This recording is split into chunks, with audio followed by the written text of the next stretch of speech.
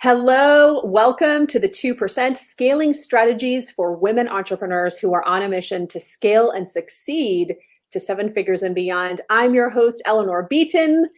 I'm the CEO of a seven-figure business. We help women entrepreneurs nail their message, niche, and market position so they can think, strategize, and get paid like seven-figure CEOs.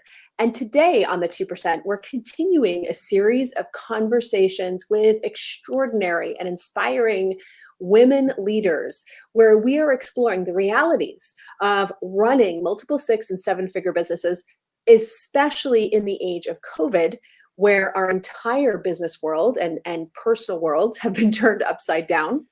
We're taking you behind the scenes of what's working now for these women leaders.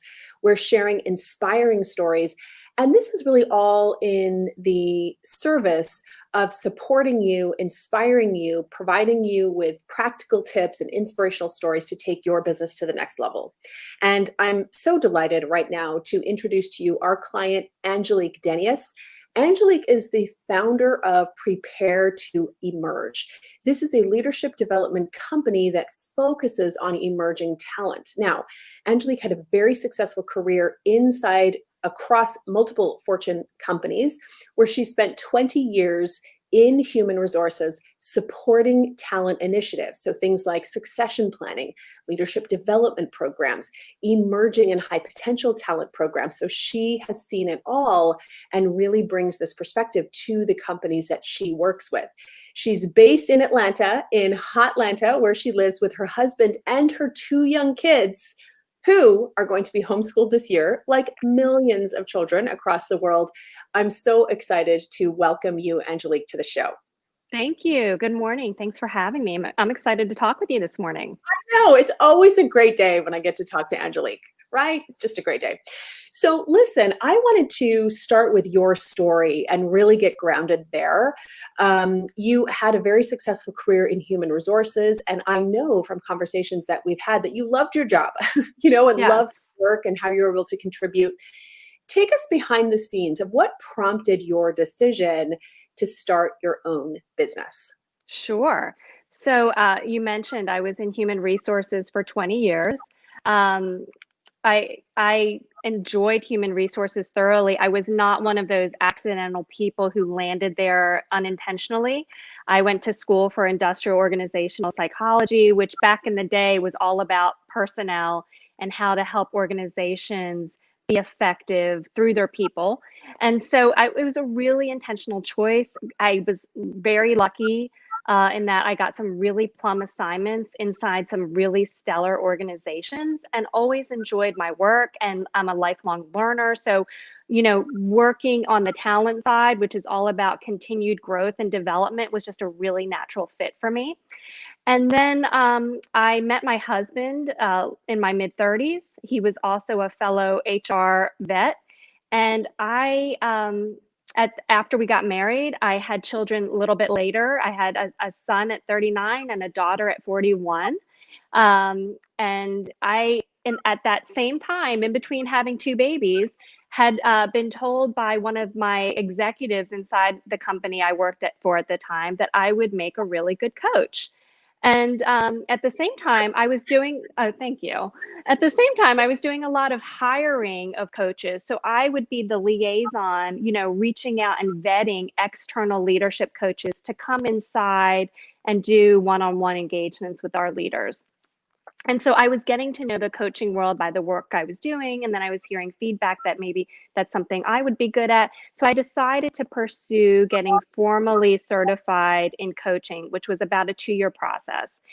Never thinking I would do anything outside of the company, always thinking I would use that for the betterment of the organization I was with. I would be savvy in understanding the ins and outs of it and supporting the leaders I work with. And then I had my daughter at 41, and was commuting 3 hours in the car each day to work and from work, and was sitting up at night really thinking about what kind of life did I want to design for myself and what kind of energy did I want to bring to my work, and recognize that I needed to make some shifts. And the idea of working for myself kind of popped in my head, quickly quieted it down, And then my husband kind of elbowed me in bed one night and said, I think you really should think about this. I think if we don't pursue these dreams and ideas we have, we will regret it. And so we one night just had a conversation, literally sitting up in bed. And he said to me, I think you should do what you're thinking of doing. And I think I want to make a change too. And let's just go for it and give ourselves permission to fail. And if we fail or we don't like it, we can always go back to corporate. But if we don't do this, I think we'll regret it. And so within 6 months of each other, we left our corporate safety nets and started our own businesses. That is just so exciting, and there's a couple things that I love so much about that, but what he said, first of all, hey, let's give ourselves permission to fail. Let's try it. We can always go back. And I think, that conversation between two people who are trying to figure out, how do we do this life? How do we pursue the things that we want to pursue professionally and create the kind of life that we want to create on the home front? It requires a lot of creativity and risk taking. So I love that. Thank you so much for sharing, that story with us.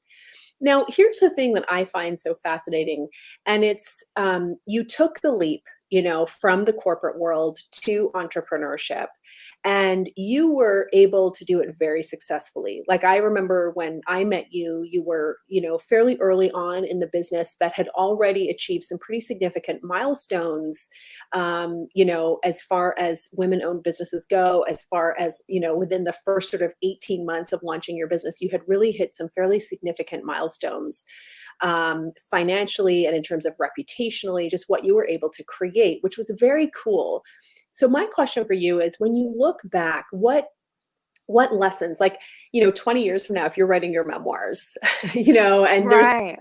right where you describe making that leap, what were some of the big things that you did that were able to contribute to that success you experienced in that first 12 to 18 months of launching your company? Oh, it's such a good, juicy question. I will say, when I first made the leap for me, because I am not, I am a risk taker. Obviously, I took some risks, but my husband and I both did. With young children, we left stable, six-figure incomes and benefits and all that, and kind of walked away. So that is risky, but in general, I'm not a very risky person. But I realize once you make that leap, you have to be okay with risk. You are signing up to take some risk. So I would say probably the first decision I made, which was pivotal for me, is that I initially left under someone else's wing. So somebody else had invited me to come do contract coaching for their coaching practice. And I thought, okay, well, that's safe. I'll work as a coach for them. They were very well established. They were very savvy, someone I respected a great deal. And they were primarily coaching leaders in certain industries that were at certain levels, very senior level executives in legal and finance, very corporate type entities. And I quickly realized that that's not where I was getting my energy.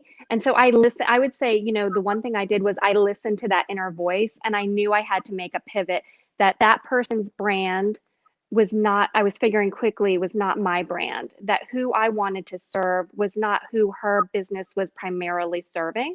And so I just recognized that in myself. So being very tuned into like what you're feeling and what's feeding you. And that's something that I immediately responded to and said, you know what, I think I need to take another risk and just start this practice that's really focused on very early leaders. And I actually got told by other coaches and other advisors at the time that that might not be where the money is, that might be the hard sell to companies to get them to invest in coaching for those leaders. And I actually thought to myself, well, that's why I need to do this, because other people aren't doing it. And people at that juncture in their careers desperately need it and they're hungry for it. So I would say that that's the one thing that I just instinctively just tuned into. Yeah, and it's so fascinating because, of course, one of the big things that I talk about, that we talk about in the incubator, that I talk about in the podcast, everywhere, is this idea of really finding a niche, and taking and understanding that within like a broad industry of, say, leadership development, or leadership development programming, which is actually quite broad, that there's a subsection of that you chose to take a look at, which was emerging talent. And, when I think about your body of work, new leader latency, like that lag between a new leader coming in and their ability, to produce the kind of results, and how organizations need to be aware of that, and really making sure that they're developing a strong bench.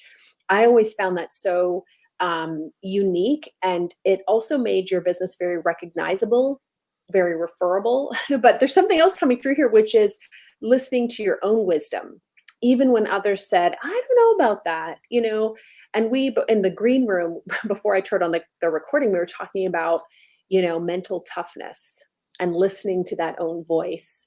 What are your thoughts on that? That ability to listen to yourself, and to know when to take advice or when to take insight and when to follow your own path. How have you navigated that line as an entrepreneur? Yeah, you really have to be tuning into what your end game is, because there's a lot that can derail you. I think I was talking to you about decision fatigue. Yeah. There's a million and one small decisions that you have to navigate all along the way. And, there's curveballs that get thrown at you, like the current environment we all find ourselves in. And so from a mental toughness perspective, it's really about having your eye on the big game, and then, not letting others derail you with their inputs and feedback. But I say, let them inform you. When we were all probably growing up, we probably all heard at some point, be yourself. And I think that serves you when it comes time to entrepreneurship. But you have to figure out, okay, what does that look like for me as a business leader? And so I now like to say it's really important to know yourself. And that's where that mental toughness comes in. When you know yourself and what you stand for and what you're working toward, it's not as easy to be derailed, and you continue to have to push yourself to get to that end game. But sometimes you hear today, and I know there's a lot of influencers out there and thought leaders out there that I hear them giving advice to up and coming women, especially, and they often say, tune out what everybody else's opinion is. Everyone else's opinion isn't your business. And I immediately cringe. And I cringe a little bit, and I think to myself, that might be true in some cases, but that's not true in corporate America. If you are a rising leader in corporate America, you absolutely need to be tuned into what others think and how they're feeling. It doesn't mean that you have to react to it, but you have to be aware of it. And so I think I bring that to my own business as well. Yeah, I love that. And I think, and that idea of being informed, that it may not necessarily be an influence, or it may if you decide that you want to take it as such, but you're going to be open and be informed by it. Yeah, I love that. So I want to talk about, so you have prepared to emerge. You were offering programs to companies that have emerging talent and really want to make sure that they're developing that next generation of leaders inside the organization. So, and just sort of distinguishing that in some cases from their high potential programs, where they're sort of selecting groups of leaders. But your work is about both that, but also really taking a broad-based look at how they're supporting emerging talent. Yeah. So you're doing that. Then March 2020 happens. COVID hits North America, Europe, the rest of the world. The entire world is dealing with significant economic shutdowns, shelter in place, all of that.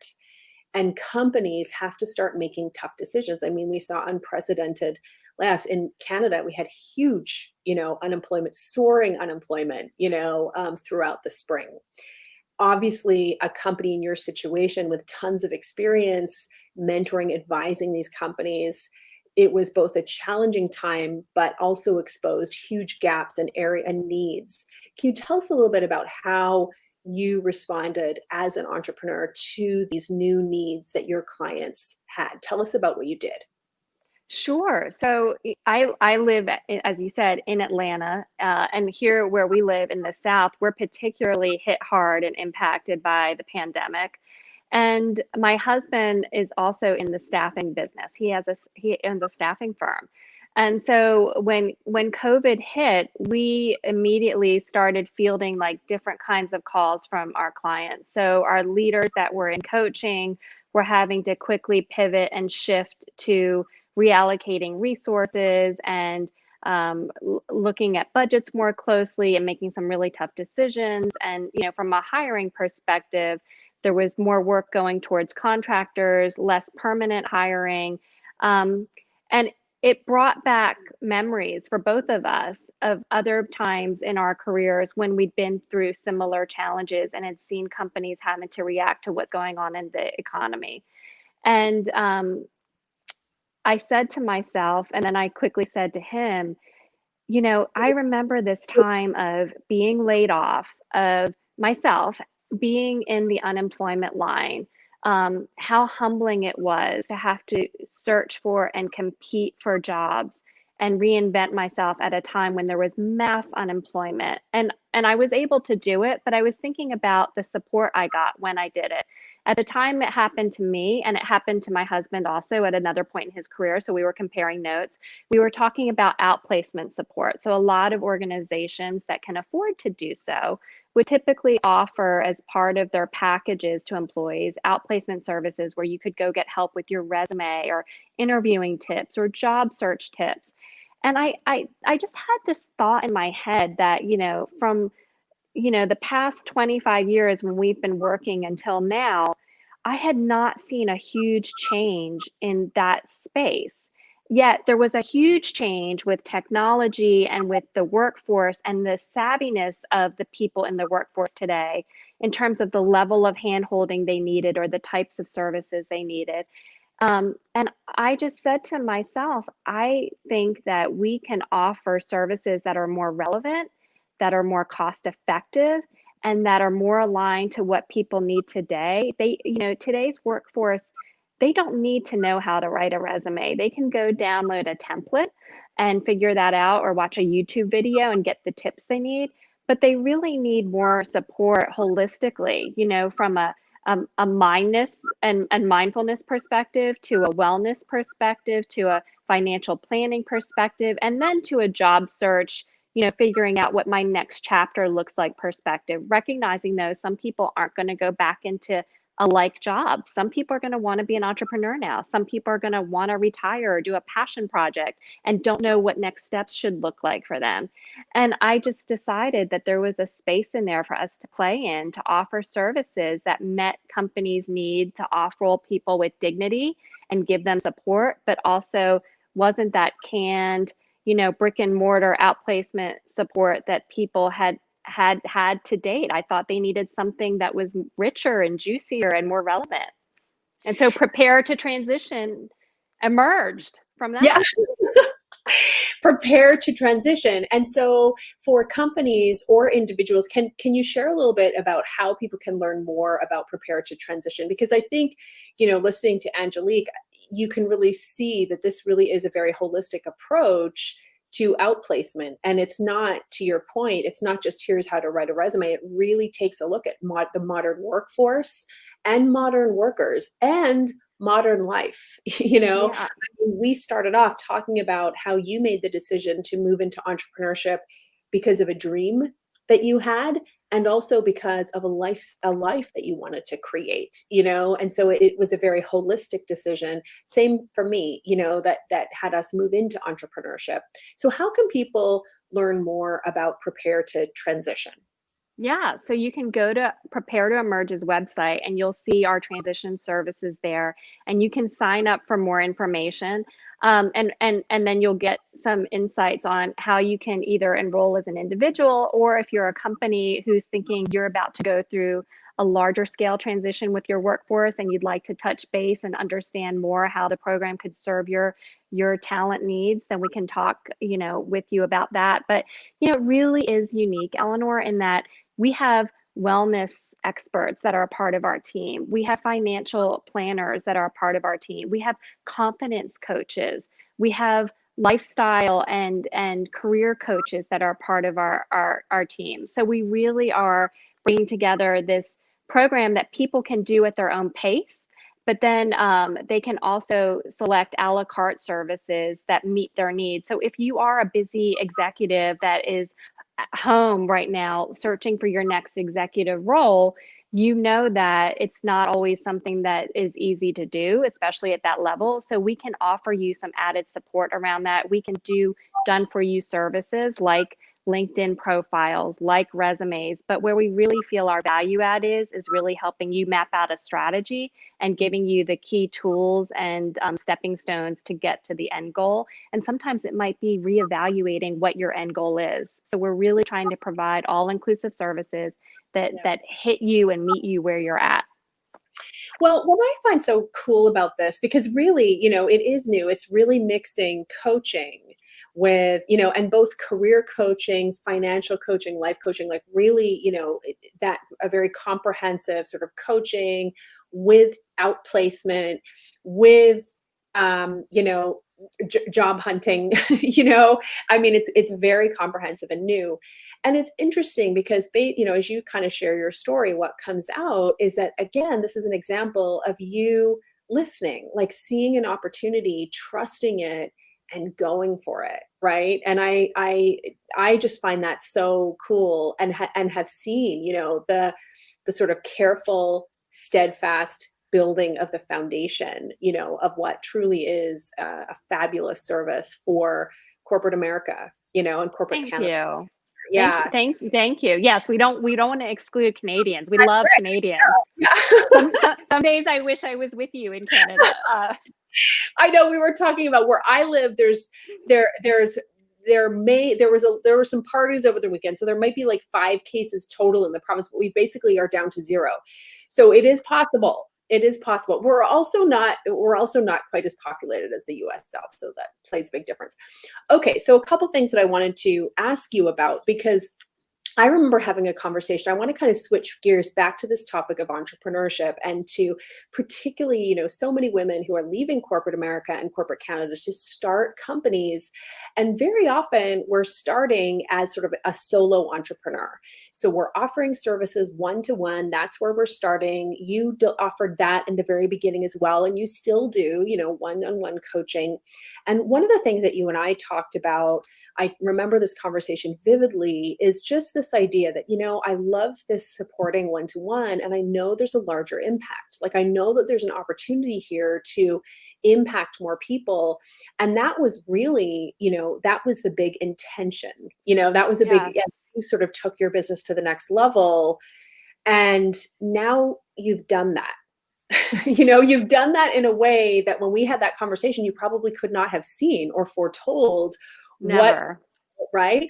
So No. for those women, and I know there are very clearly women out there right now who are watching this and who are wanting to make that same transition. They're wanting Mhm. to make the transition from one-on-one. Not that we don't love one-on-one, because we do, right? I totally love working with people one-on-one, but we also know that that's limited as a business model, right? So what advice, having made this transition yourself, what advice would you give to entrepreneurs who are looking at making this transition themselves?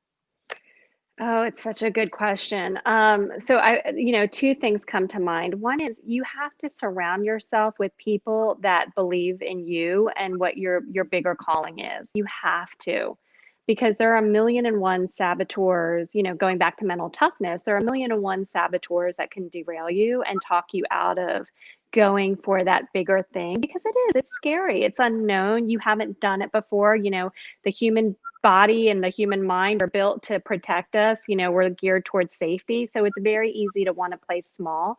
So you have to surround yourself with people that call you out if they see you starting to do that, because they know that's not who you are. And so if you have a bigger vision for yourself, share that with those you trust that know and love you, and have a sounding board, have a couple of people, or be involved in a cohort like what you have with the incubator. It's invaluable. You get so much rich insight and support. So that's number one. And then the other thing I would kind of go back to is thinking about, what shifts are happening, being intuitive, and really hearing what you are, your mind is telling you around what you want to be doing, how you enjoy spending your time. I absolutely love the one-on-one coaching. I will probably always do it. The difference is I've whittled down and am more selective and about who it is I want to be one-on-one coaching with.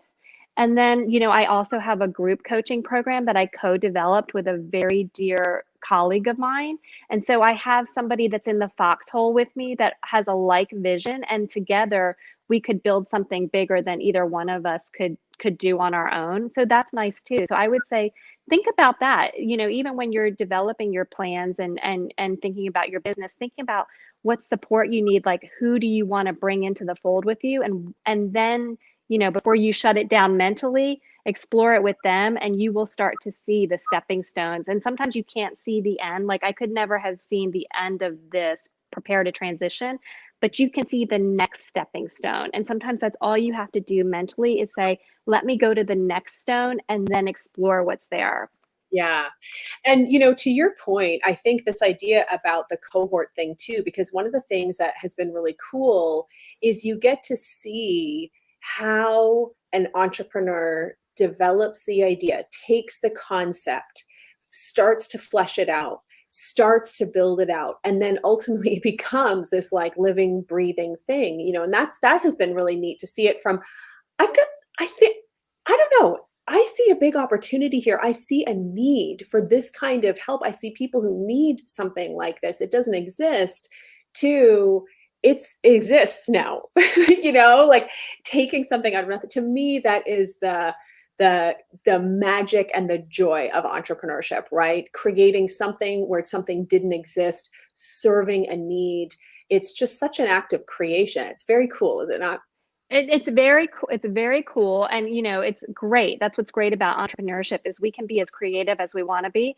There are those days when you're in the weeds and you're in the muck. And what's lovely about what you just said is that I can tell you, even with developing this new program and this new offering, as part of doing that, I got on the horn and had virtual calls and discussions with several members in the incubator that were doing different things but similar things, and that were at different places in their development. So I got energy off of learning from them and their lessons learned and hearing their thoughts and advice, and that just propelled me to keep going as well, because when you see other people do it, then you can do it too. You can do it. So it's Totally. very inspiring. Yeah. It is. It really is. And again, I mean, I think for those of you who are watching, I always, I get to see how a lot of entrepreneurs, women entrepreneurs, are building things and doing things. And one of the things I think is really unique about and works so effectively about how you lead your business is this idea of it's both intuition and being methodical. Right, so it's those two things. So it's like that ability to be intuitive, like what's going on inside me, what do I want, what's going on in my industry, what do my clients need. So it's sort of intuition, like coming from both of those sides, and then that ability to kind of plan and methodically work through, because there's a big part of entrepreneurship that there's a certain amount of tediousness. Okay, now I've got to roll up my sleeves and get the work done, and sort of Right. go through and implement and execute. And when you put those two things together, that's where you really start to see the innovation, so it's been such a privilege to watch prepare to transition emerge. Thank you. Thank you. It's been like the MBA I never had. So Right? yeah, Exactly. it's the real, yeah, it's a real process, lots of learning, lots of fun, lots of work, but I wouldn't have it any other way. Yeah. So I would love to, and for people, and we mentioned it off the top, if you're watching on LinkedIn, please do connect and check out and connect with Angelique. But where can they go again to access either what you offer through Prepare to Emerge, Yeah. also the transition services? Where can they go? Yeah, so you can go to www.preparetoemerge.com. You can follow us, Prepare to Emerge on Instagram, or you can follow us at Prepare to Emerge on LinkedIn, or myself, Angelique Denius, on LinkedIn, and you'll see more information shared there. Awesome. It was such a pleasure to be here with you. Thank you so much for Thank sharing. you. Thank you. It's a wonderful way to start my Tuesday. So I appreciate the time to talk with you always. It's a joy. Absolutely. Thanks, everyone.